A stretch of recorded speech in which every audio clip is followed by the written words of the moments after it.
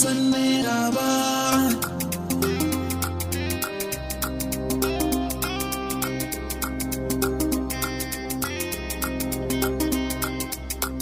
Na daina soyayya, ina daina ƙauna, ina daina soyayya sam ba zan ƙara yi ba. Ina daina soyayya, na daina ƙauna, in zan yi soyayya ba zai wuce san naira ba. Ina daina soyayya, ba zai wuce san naira ba.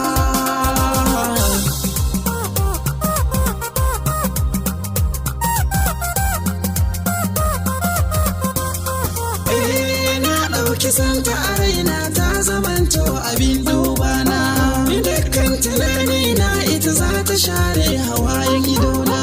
Ina ɗauki so na amana na haɗa har da masu rina, a ƙarshe a yau ta bar ni dan ban tara nerori ba.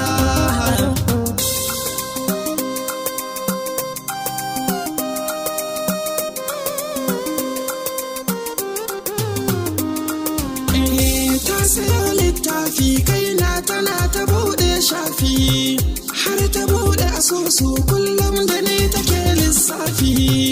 Duk tunaninta a kaina za ta samu duk masarufi, sai da ta gane bani da shi ta ce ba za ta iya ba.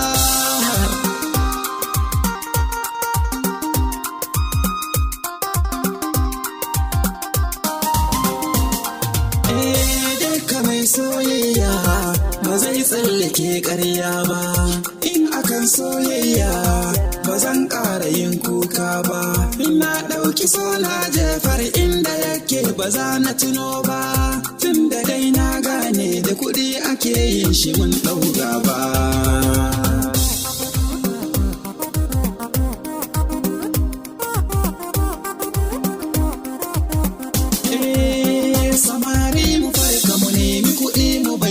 Dukan kauna idan dai da naira ko a gida da kai za a tattauna, kuɗin ka su zama mutuncinka a dukkan fahimta na. So ashe ƙarya ne tunda